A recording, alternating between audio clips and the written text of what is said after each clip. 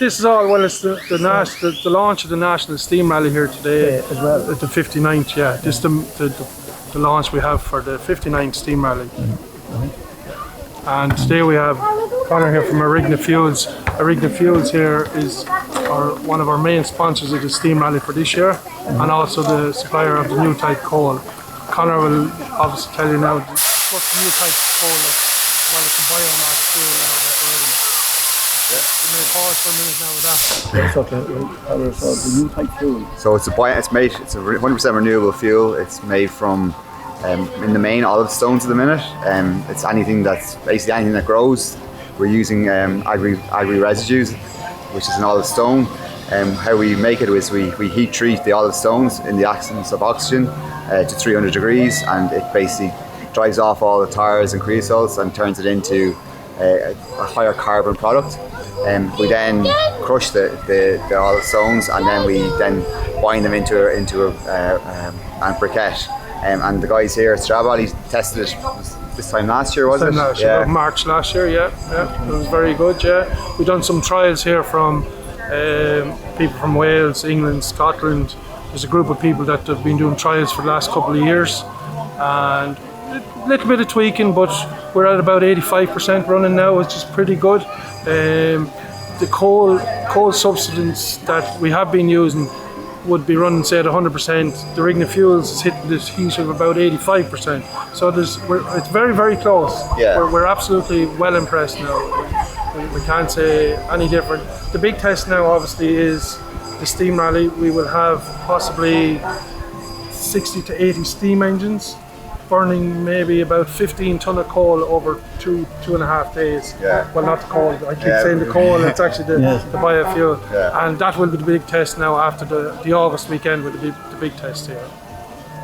So the guys are early adopters in the space. We've been manufacturing this fuel for the last 4 or 5 years on a kind of pilot plant basis, so we were only producing 1 ton an hour. But earlier this year we took apart our plant, and we're in the process of scaling up to making 10 ton an hour. But the guys in here in Stradbally at the railway were one of the first to try the fuel and most progressive, but we see it being widely available now come September, October this season. So again, one of the key things about it is it's carbon tax free, and it can be burned in your existing appliances, so you can burn it in your stove or your open fire that you have at home, or in a steam engine as such. So it just coming back on that as well, it actually burns very clean. The ash content is very, very low, and we have no problems.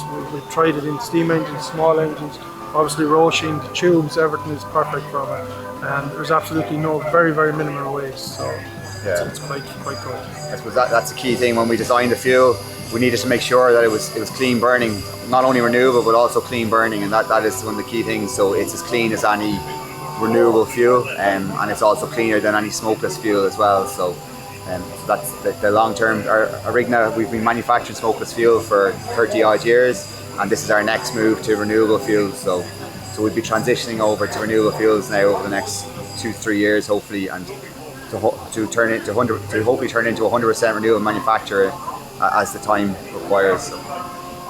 Just a second. That's the job.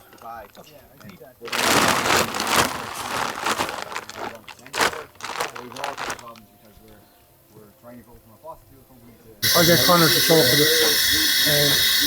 What's that chap doing? It's a big step. Come on. Now, just don't switch off anything here. It's roasting hot, but you can get your camera to about there and it'll be alright for a second.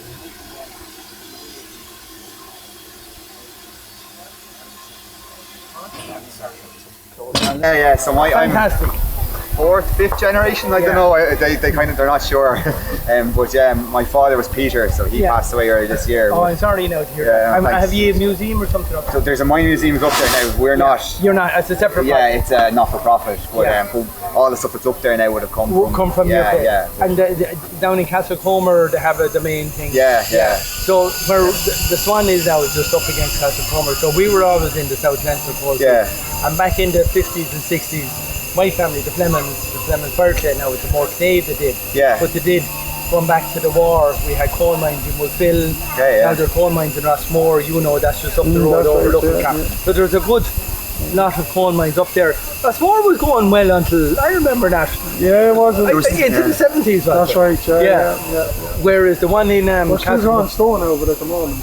Yeah, I see we're it. quarrying stone up there at the moment. Yeah, I think it's cold. There's still cold there, There's isn't small bits. There's only small pockets. You have a couple of lads rooting away. that's all. I say rooting away is positively That's all, a fair description of it. I'd say there's a man that was there 40, 50 years ago now does his own little... Is that Peter Keeley? Yeah.